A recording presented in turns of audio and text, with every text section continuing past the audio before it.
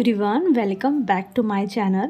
आज मी इथे सकाळी सकाळी जे आहे सुरुवात करत आहे व्हिडिओची बेडरूम क्लिनिंगपासून। आणि म्हणजे माझी रुटीन आहे की मी ॲटलिस्ट म्हणजे जास्तीत जास्त 2 आठवड्यातून तरी माझी जी बेडशीट आहे मी चेंज करण्याची रुटीन बनवून घेतलेली आहे। कारण तुम्ही कितीही वरून तिला झटकून काढा, त्यातली जी धूळ आहे ती वरचीच निघते। व्यवस्थित बेडशीट जी क्लीन असते ना ती धुतल्यानंतरच होत असते। सो म्हटलं चला आज चेंज करून घेऊयात। आणि हा ब्रश असल्यामुळे माझे बरेच फायदे होऊन जातात आणि इतकी डस्ट निघून जाते ना यातून। कारण बऱ्याच वेळा काय होतं की पिया डायरेक्ट बेडवर पाय घेऊन चढत असते, तर बरीच धूळ असते किंवा डायरेक्ट येणारी धूळ आहे किंवा केस असतात ते सगळे ह्या ब्रशने माझे निघून जात असतात।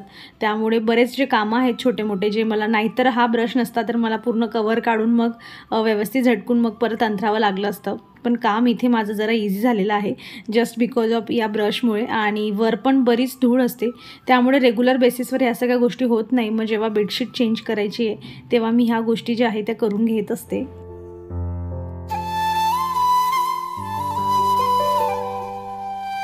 आणि बेडरूम क्लीन करायचं असलं तर मी नेहमी सांगते तुम्ही फक्त तुमचे ब्लँकेट जरी घडी घालून ठेवला तरी बेडरूम छान दिसायला लागत असतो। आणि कपडे कसेही तुम्ही कपाटात ठेवा, कपाटाचा दरवाजा बंद झाला की बेडरूम छान दिसायला लागतो।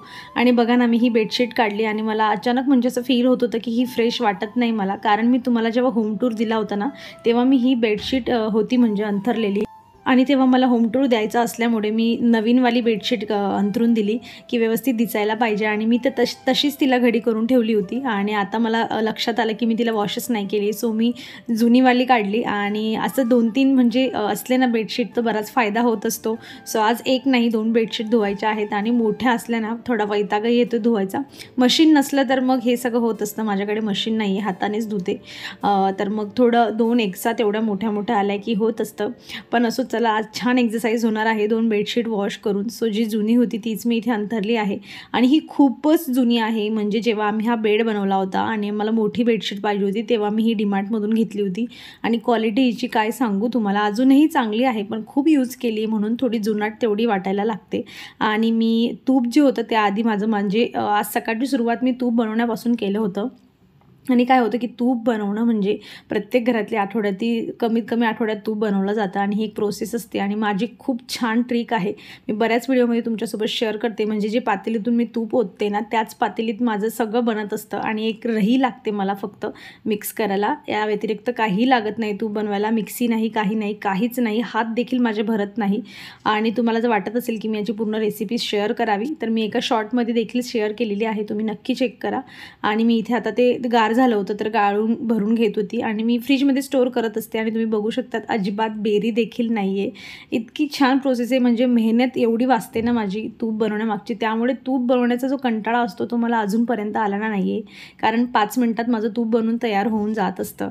सो चला, होममेड तूप आहे त्यामुळे आपण जास्त कन्झ्युमही करू शकतो। बाहेरचं मार्केटमधून भेसळवालंच मिळतं, तुम्ही कितीही महागडं चांगलं ब्रँडेड घेऊन घ्या पण त्या गोष्टी आपल्याला जे घरी मिळतात ते बाहेरून मिळतच नाही।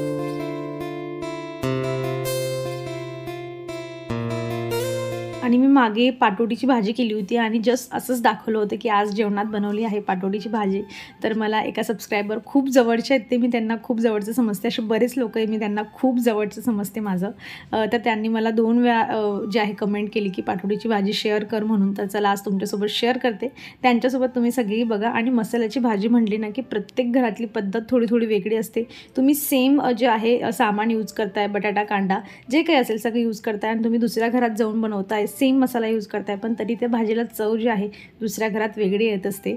तर बघा मी इथे कांदा, लसूण, अद्रक वगैरे सगळं थोडं तेल टाकून भाजायला ठेवलं होतं। आणि काही खडे मसाले होते जसं की लवंग वगैरे, हे पण मी त्यामध्ये घातले। थोडे कढीपत्ते घातलेले होते आणि मी नेहमी सांगते कढीपत्ते जर डायरेक्ट खायचे असतील तर त्यांना बारीक करून घ्यायचे म्हणजे खाल्ले जातात। आणि थोडा कांदा भाजला गेला होता तर आता मी जो होता टोमॅटो घातला, थोडं मीठ टाकेल जेणेकरून टोमॅटो लवकर शिजेल। आणि जी पाटोडी आहे ते बनवण्यासाठी मला इथे मी जे आहे चणा डाळीचं पीठ घेतलेलं आहे। तुम्हाला किती पाटोडीची क्वांटिटी पाहिजे त्यानुसार तुम्ही घेऊ शकतात। इथे 3 ह्या चम्मचप्रमाणे 3 ते 4 चम्मच मला पुरे होतं। आणि आज आम्ही म्हणजे माझा भाऊ पण आहे त्यामुळे थोडे जास्त क्वांटिटीत बनणार आहे। सो त्यामध्ये जे आहे मी इथे ओवा घातलेले आहेत चुरून। तुम्हाला म्हणजे मी इथे जे आहे तीळ पण घालणार आहे, तीळ ऑप्शनल आहे, तुम्हाला वाटत असेल तर घालू शकतात पण तीळही मी इथे घालते आहे। आणि त्यानंतर जे सुके मसाले म्हणजे हळद, तिखट, जिऱ्याचं पावडर, धन्याचं पावडर हे सगळं घातलेलं आहे. चवीपुरतं मीठ घालायचं आणि छान याला जे आहे अगदी कमी पाणी टाकून मळायचं, कारण डाळीचं पीठ हे खूप कमी पाण्यात मळलं जातं आणि नाहीतर मग तुमची शेव बनणार, त्याची पाटोडी काही बनणार नाही पातळ झालं तर. आणि याला छान जे आहे मी इथे करून घेत आहे, मळून घेते, गोळा बनवून घेते. आणि तोवर बघा जोवर माझं हे होतं आहे तोवर जो माझा मसाला होता तो आता छान गार होतो आहे. म्हणजे मल्टिपल कामं होत राहिली ना तर वेळ वाया जात नाही. आणि हेच आहे की मग स्वतःसाठी वेळ मिळत असतो. फक्त स्वयंपाकाची जी प्लॅनिंग आहे ना ती व्यवस्थित केली पाहिजे, की काय केल्यानंतर काय करायचं, म्हणजे गॅसही चालू राहतील आणि आपला वेळही जाणार नाही. आणि इथे जो होता मसाला आता मी छान बारीक करून घेणार आहे. आणि तुम्ही नोटीस केलं असेल तर मी मसाला भाजताना मी खोबरं वगैरे भाजलं नव्हतं, कारण मी काय करते, मी खोबरं हे बल्कमध्ये जे आहे भाजून आणि बारीक करून ठेवत असते. हे पहा अशी पेस्ट असते आणि ही माझी नेहमी डब्बा भरून तयार असते. कारण आमच्याकडे म्हणजे मसाल्याची भाजी असं तुम्ही म्हणू शकतात की आठवड्यातून किमान एकदा होते आणि मसाल्याच्या भाजीमध्ये खोबऱ्याशिवाय तर चालतच नाही. सो प्रत्येक वेळा खोबरं भाजणं मला जरा हेक्टिक वाटतं आणि जेव्हा आपण त्याला भाजून घेतो ना तेव्हा त्याला मसाल्यासोबत बारीक करणंही थोडं जास्त वेळ मिक्सी चालवावी लागते. सो त्याला बल्कमध्ये भाजून त्याचं पावडर करून ठेवलेलंच बरं असतं. तर मी इथे जे होते बाकीचे अजून जे काही तिखट वगैरे पाहिजे होतं ते सगळं इथे घातलेलं आहे. मिरच्या नव्हत्या, नाही तर मग मिरच्या भाजून मग लाल मिरच्या घातल्या असत्या, पण मिरच्या नव्हत्या माझ्याकडे म्हणून मी जे आहे तिखट घेतलेलं आहे आणि अशी बारीक मस्त पेस्ट त्याची जी आहे इथे मी बनवून घेतलेली आहे.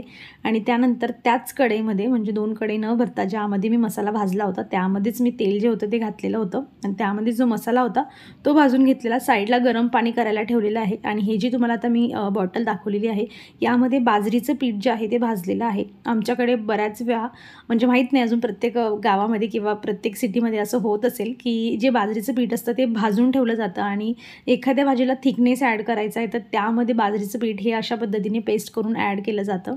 आणि माझ्याकडेही असतं, म्हणजे मी मम्मीकडे गेली की बाजरी एवढी जास्त खाल्ली जात नाही, मी तिच्याकडून बाजरीचं पीठ भाजून आणत असते आणि त्याच मिक्सीच्या भांड्यामध्ये जे होतं मी त्याची पेस्ट थोडी बनवून घेतली, म्हणजे 1 चमचा मी घेतलं असेल जस्ट. आणि सगळ्या गोष्टी माझे इथे 2 गॅस चालू आहेत आणि माझी जी सगळी प्रोसेस आहे ती चालू आहे. अशा पद्धतीने काय होतं की मल्टिपल कामं एका टायमाला करू शकतो जर मॅनेजमेंट आपण केलं तर. आणि इथे जे आहे मी पाटोडी बनवण्यासाठी जितकं बारीक मला लाटता येईल तेवढं बारीक मी ह्या पाटाला आधी मी तेल लावलं होतं आणि त्यानंतर लाटून घेत आहे. आणि नंतर छोटे छोटे पाटोडीच्या साईजचे काप जे आहे चाकूने करून घ्यायचे. तोवर माझा मसाला देखील इथे छान भाजला गेलेला आहे, तेल छान सुटलं होतं. त्यानंतर जे आहे मी गरम पाणी घालते यासाठी, कारण गरम पाणी जर घातलं तर तर्री छान येते, म्हणून गरम पाणी. आणि प्रोसेस जी आहे ती पण थोडी फास्ट होऊन जाते, कारण की माझी पाटोडी बनवून तयार आहे. गार पाणी घातलं तर मग अजून तिला उकड यायला वेळ लागेल. सो गरम पाणी घालायचं म्हणजे उकळही लवकर येते आणि त्याला तर्रीही छान येते. आणि आता जी मी पेस्ट त्या पिठाची बनवून घेतली होती बाजरीच्या पिठाची तीही मी इथे घालून दिलेली आहे. आणि हे जे आता पाटोडे आहेत जसं तुमच्या भाजीला उकड येते तसं आपल्याला त्या पाटोड्या त्याच्यामध्ये घालायच्या आहेत. जितक्या बारीक तुम्हाला करता येतील तेवढ्या करून घ्या, कारण काय होतं की तेवढी लवकर शिजेल. जाड असली तर शिजायला वेळ लागते आणि मग शिजता भाजी एवढी घट्ट होऊन जाते आणि कमीही होऊन जाते. सो बारीक जेवढी लाटता येईल तेवढी लाटून घ्या. आणि आता उकड देखील आली आहे तुम्ही बघताय. सो मी इथे एक एक करून सगळ्या पाटोड्या ज्या आहेत त्या भाजीमध्ये सोडून घेत आहे.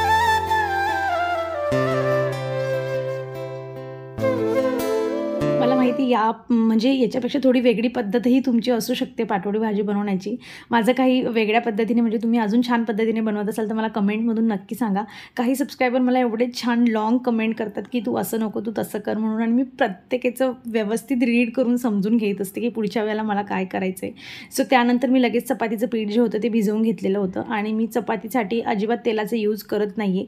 जसं मी घरी आता तुम्हाला तूप बनवून दाखवलं तर मी तुपाचाच यूज करते, कारण तूपमध्ये सेम कॅलरीज असते अकॉर्डिंग टू ऑइल, पण तूप हेल्दी आहे ऑइलपेक्षा. त्यामुळे जेवढ्या गोष्टींमध्ये तुम्हाला ऑइल अवॉइड करता येईल तेवढं करा. आणि इथे माझ्या आता आहे चपात्या झाल्यानंतर भाजी देखील खूप छान तयार झालेली आहे. तुम्ही इथे बघू शकतात खूप छान तर्री आली बिकॉज आपण गरम पाणी घातलं होतं. आणि मस्त माझी जी पाटोडीची भाजी आहे ती इथे बनवून तयार आहे.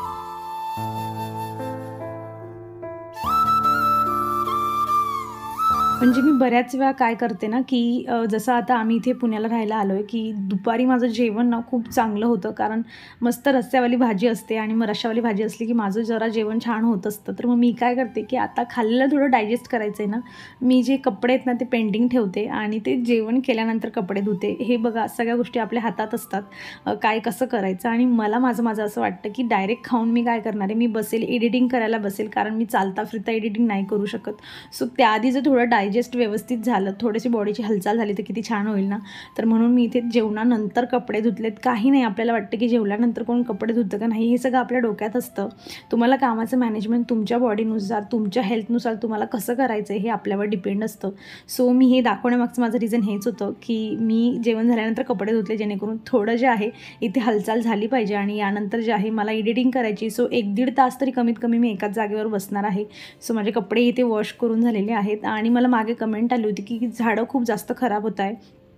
तर घाबरण्याची गरज नाही आहे. ऊन एवढं जास्त पडत आहे की तुम्ही बघू शकतात माझे मनी प्लांटचे जे पत्ते आहेत ते सुकत आहेत. म्हणजे कारण की उन्हाच्या वाफा एवढ्या जास्त लागतात ना. मी पुण्यामध्ये एवढं ऊन पहिल्यांदा एक्सपिरियन्स करते आणि मला खूप भीती वाटते की मी एवढे माझे जे प्लांट्स आहेत ते मध्येही ठेवू नाही शकत आहे, कारण खूप जास्त आहे माझ्याकडे. तुम्ही आधीपासून जर मला फॉलो करत आला असाल तर. आणि हे इतकी छान ग्रोथ होते, मला भीती वाटते की हेही जडायला नको म्हणून. पण लेट सी, मी काळजी घ्यायचा प्रयत्न करते. आणि मला भीती वाटते की माझ्याकडचे प्लांट्स कमी होतील. पण चला असो, काही एवढा विषय नाही. मल्टिपल आपण करू शकतो आणि आपण करत राहणारच आहोत ते. दुपारीच मला खूप वाईट वाटत होतं आणि मी तुमच्यासोबत शेअरही केलं की माझे मनी प्लांट्स खराब होत आहे, हे प्लांट्स खराब होत आहे, बिकॉज ऊन खूप आहे. आणि बघा, ज्या गोष्टीचा विचार खूप जास्त करत असतो त्या गोष्टी आपल्यासोबत घडत असतात. आणि रात्रीच्या वॉकला गेलो आणि मला तिथे खूप साऱ्या कटिंग्स मिळाल्या. कोणीतरी काढून फेकलेल्या होत्या आणि मी उचलून घेऊन आली. सो माझ्याकडे आता ग्रीन गोल्ड आलेला आहे. आणि ह्या ग्रीन गोल्डने मला आजची झोप किती छान येणार आहे मी तुम्हाला शब्दात नाही सांगू शकत. आणि माझ्या या फिलिंग्सना एक गार्डनर खूप छान समजू शकतात. सो आपण ज्या गोष्टीचा जास्त विचार करत असतो ना, त्या गोष्टी आपल्यासोबत घडत असतात. त्यामुळे नेहमी चांगल्या गोष्टींचा विचार केला. कामात बिझी राहिलो ना आपण, तर आपल्या डोक्यात नेहमी चांगला विचार येत असतो. त्यामुळे स्वतःला बिझी ठेवायचं, चांगला विचार करायचा आणि आपोआप आपल्यासोबत गोष्टी घडत असतात. कारण ह्या जगात काही वेगवान असेल तर ते विचार आहेत. तुमचे विचार जितके जास्त स्ट्रॉंग असतात तितक्या चांगल्या गोष्टी, स्ट्रॉंग गोष्टी आपल्यासोबत घडत असतात. आणि मी बऱ्याच वेळा एक्सपिरियन्स केलेला आहे. त्यामुळे नेहमी चांगला विचार करत राहा. आपल्याबद्दल, दुसऱ्यांबद्दल, कोणाचं तरी ते चांगलं होईलच, आपलं नाही तर दुसऱ्यांचं. तर चला, आजचा माझा दिवस तर खूप छान गेलेला आहे विथ दिस ग्रीन गोल्ड. आणि खूप छान झोपही येणार आहे. अपेक्षा करते तुमचेही दिवस असेच खूप छान जावं, तुमच्या मनासारख्या गोष्टी घडाव्यात तुमच्यासोबत. तर चला, हा व्हिडिओ आवडला असेल त्याला लाईक करा, तुमच्या मित्रमैत्रिणींसोबत शेअर करा. चॅनलवर नवीन असाल तर प्लीज चॅनलला सबस्क्राईब करा. आपण भेटूया अशाच पुढच्या इंटरेस्टिंग व्हिडिओमध्ये. तोवर तुम्ही स्वतःची काळजी घ्या. So take care friends and bye.